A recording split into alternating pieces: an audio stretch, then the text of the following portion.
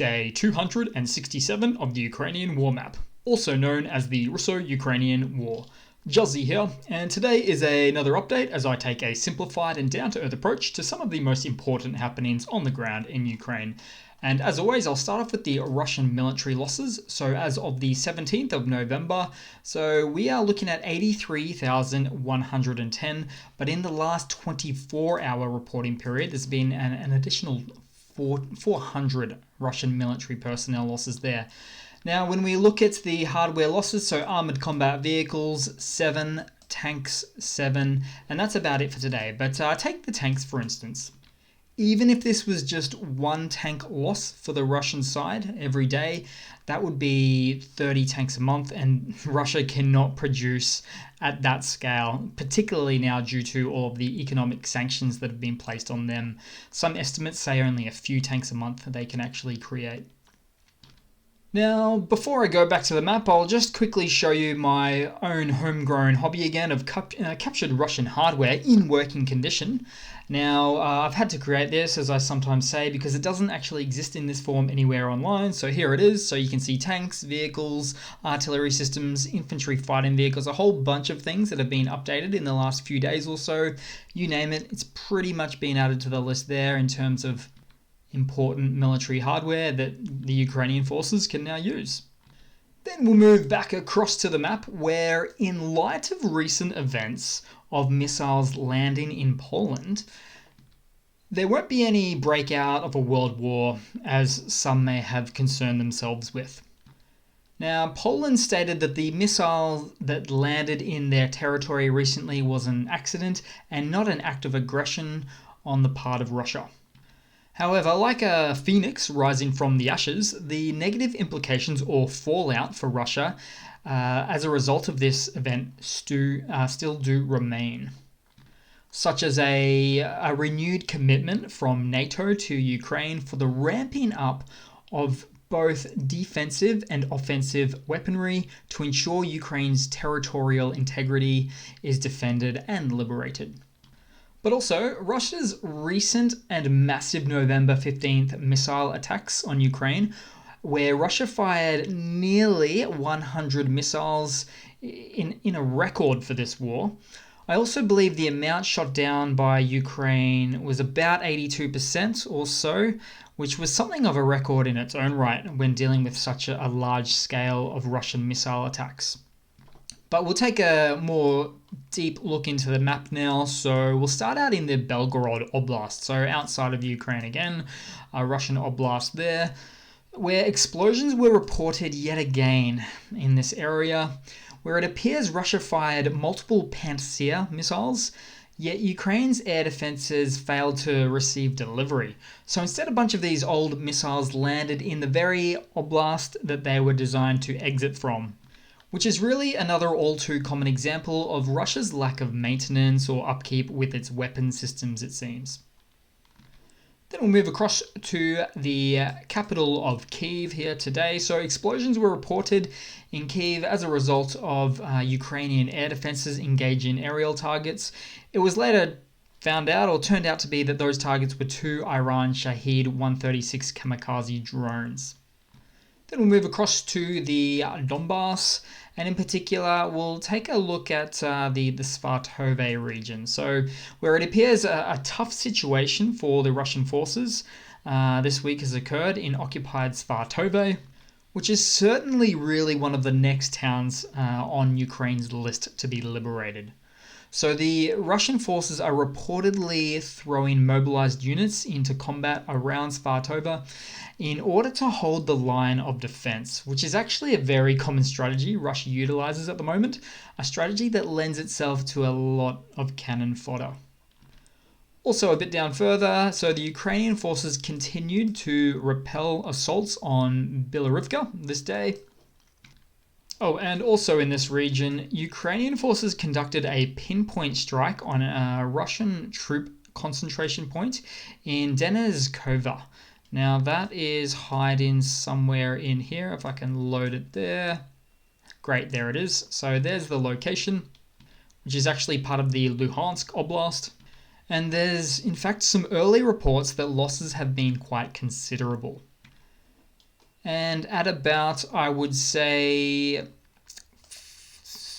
30 miles from the front line, it's certainly well within the range of the HIMARS or M270 systems for the strike capability that Ukraine does have. Then we'll move down to perhaps the most fierce part of the front line today at Pavlovka. So we'll go down there, sort of on the south, where I will concede it's turned into a bit of a grey zone here, as you can see. So, but no army can outright claim to hold the full settlement as yet. But the environment is starting to change as well. So what I mean by that is the first snowfall has happened in some nearby areas of the Donbas this week. Not here, but a little bit more north, which the Russian forces are not well equipped to deal with. So I would suggest here that the Russian forces are milking any last days of intense fighting at this location that they can, because it will be harder for them to stage offensives in just a few short weeks. But I can tell you that Ukraine's army has much more comfortable sleeping arrangements than the Russian army, particularly here at the Donbas front line as well. Oh, and just quickly in this region, so some captured Russian hardware. So I've got a modernized T-72 tank, modernized around 2016. So I find it quite nice when one of these are captured. Then we'll move across to the adjacent Dnipropetrovsk Oblast there, where explosions have been reported in the city itself of Dnipro, right there. Now, 14 people were said to be injured due to the Russian strike. Then we'll move across a little bit south to the nearby front lines of the Zaporizhzhia Oblast, where Russian forces have increased their volume of shelling significantly in recent days. This is probably in line with what I've said just a moment ago, where they're squeezing out or milking out any last few days or weeks of intensification of fighting that they can before they have to cool off for a period over winter.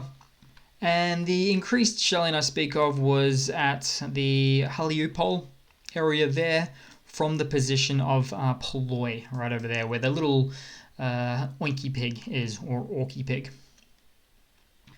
Oh, but something I'll need to quickly add here, and I'll go into more detail in a later video perhaps, but the Russian assaults are, the way that they're going is they're facing northward from the sea, leading itself to Ukraine automatically having the high ground on huge swaths of land here. And that's, in fact, what happens most of the time, geologically speaking. When you're coming from the direction of the sea, land pushes up. It's the basic rule of thumb for these large water bodies. We've got the Sea of Azov here. There are some notable exceptions on the globe. I think that the Caspian Sea is quite the opposite due to the dry climate. But it's quite different there. So basically a bit of an uphill battle all around for Russia at these parts for sure. Then we'll move across to the adjacent other front line of Kherson. So where the Russian retreat last week, so the Russian forces heavily mined the regional police headquarters in the Kherson Oblast. In fact, it was mined so heavily, so badly, that the explosive ordnance disposal experts effectively had to order the demolition of the building because they said it was impossible to avoid the mines from exploding. Gee, I mean, I expect the Russian forces to mine their exit points and a few bits and pieces here and there, but this one feels like a bit of a dick move. Potentially actually just a very lazy move too. And moving on, also, the Russian forces have constructed more defensive positions near the town of Chaklove. And I have to zoom in to see this one. It's on the P47 highway. Oh, so it has to be here. There it is. There we go. So hiding a bit there. I'll zoom out for a bit of better context, and I'll have to mark it in post-production a bit better for you guys. But if we take a look, say, from the ruler perspective here, I can't imagine it's that far from the front line. So about 70 kilometers, let's say about 40 miles from the front line. So, yep. Based on those measurements, looks like they won't be there for too long. Then we'll take a bit of a look at the captured Russian hardware in this region as well. So this first video, We've got a whole bunch of Russian 120mm mortars, or a bit of a mortar cache here, located in the oblast. All I can say is mortars, mortars, and mortars. Then also in this region, the Ukrainian forces picked up a Mr. B 152mm artillery piece. It was just abandoned. Doesn't look like it's in full use. The wheels are out a bit at least, but either way, it could be used for parts or repaired and put back onto the field. Then just lastly in this location, a modernized BMP-1 infantry fighting vehicle was captured. So it's always nice to see when it's not just the old 60s variants and it is indeed a modified variant. Then in probably some of the most interesting map news for the day, there were explosions reported at a Russian military base in Jankoy. Now this is, the Russian occupied Crimean peninsula there. It was later confirmed to be a military base and military airfield strike where Russian fighter planes and ammunition depots have been set ablaze. Most interestingly, the strike was said to have been carried out by a new type of Ukrainian kamikaze drone, because we are dealing with quite the distance. Let's say 160, 170 kilometers, roughly about 100 miles. So it's good to see that they've got such a penetrative, deep strike capability there. Then we'll move across to some news for today, so just a little bit. So the US Secretary of Defense said that fighting in the winter gives Ukraine an advantage over Russia. And we do know this quite well. In fact, I just gave some earlier examples on that one. A bit of a contrast between the sleeping conditions between the two armies. But fear not, Russian soldiers will get access to World War II era 1937 vintage aged woolen jackets. And I wish I was kidding too. So a couple of months ago, a Russian State Duma deputy by the name of Andrei Koliznek, I think from memory, said to issue these old warehouse-stored quilted jackets, pretty much from World War II, or in fact, before World War II, 1937. So it's nice to see Russian politicians or the political elite looking after their soldiers so well. And in some other news, Ukrainian President Zelensky said that he received hints that Putin wanted to negotiate. So Vladimir Putin sought direct talks with Ukraine there recently. I believe it was on the 15th or the 16th, right around the time of the strikes. But Russia should know the terms for peace by now. I know they live in their own little bubble quite a bit, especially the man at the top. But they should know that the peace or negotiation terms with Ukraine are to evacuate your Russian soldiers and pay war reparations. But Putin is probably too proud to do that. And then in just a quick mobilization blunder, so another Russian mobilization blunder to round it all off with today. So in this video, we've got these recently mobilized Russian soldiers, and they're reviewing the helmets and the body armor that they've recently received, which tested shows that they're easily damaged by bullets and even knives. They're not too fond of the quality there either. Also, they express their major discontent with the fact that they have to carry all of this substandard equipment on their backs for transporting to the front lines.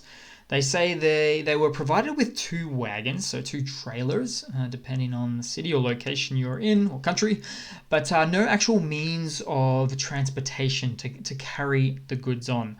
So these guys are always getting treated like the valuable resources from Russia that they are.